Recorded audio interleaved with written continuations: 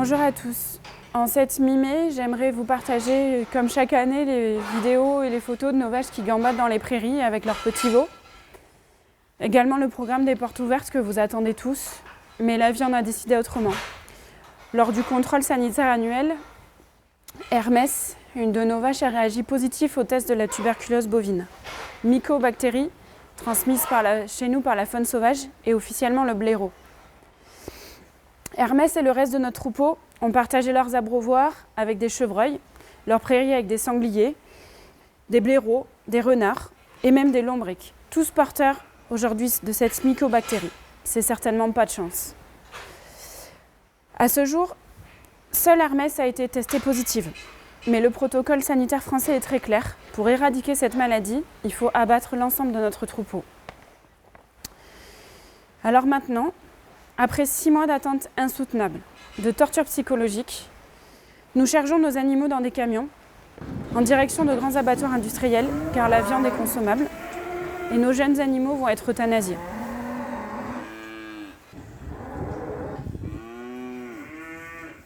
Le combat de cette maladie n'est pas réellement un problème de santé publique, mais plutôt d'échanges commerciaux européens, car la France est officiellement indemne de tuberculose bovine depuis 2001.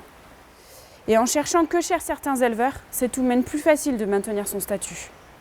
Chaque année, environ 100 éleveurs sont touchés par cette maladie, et dans l'indifférence générale, leurs troupeaux sont abattus et les éleveurs laissés pour compte. Car l'indemnisation de l'État n'est pas à la hauteur de la réalité économique aujourd'hui de nos fermes. J'ai choisi il y a 13 ans ce métier par passion et conviction. J'ai mis toute mon énergie au service de ma ferme et de ce métier que je défends chaque jour avec force et détermination. J'ai également investi des sommes très importantes pour répondre aux enjeux de demain en matière de bien-être animal, de confort de travail, circuits courts et adaptation au changement climatique. Et à 33 ans, j'étais fière de faire partie de cette nouvelle génération d'agriculteurs français qui aiment profondément ce métier et le fait rayonner à travers des productions de grande qualité. Mais maintenant, tout s'écroule. Retour à la case départ. Avec la faune sauvage infectée qui rôde autour de la ferme et des investissements très importants à rembourser, les prochaines semaines s'annoncent encore plus noires que les dernières que nous venons de vivre. Oui, ma ferme est en danger, et toutes celles qui rencontrent aujourd'hui et demain ce protocole. En 2024, on ne peut plus accepter des protocoles aussi moyenâgeux, qui sacrifient des années de travail, des animaux innocents et des familles d'agriculteurs endeuillés. Notre souveraineté alimentaire est en grave danger et les futures générations d'agriculteurs avec.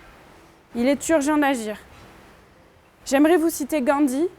On peut juger de la grandeur d'une nation par la façon dont les animaux y sont traités. J'aimerais conclure en vous remerciant tous de votre soutien, mes clients au quotidien, mes fournisseurs, mes partenaires. Durant toutes ces années, j'ai toujours avancé avec l'ambition de bâtir un univers idéal de mon activité pour la satisfaction de mes clients, le respect des animaux et la préservation de l'environnement qui me tient énormément à cœur.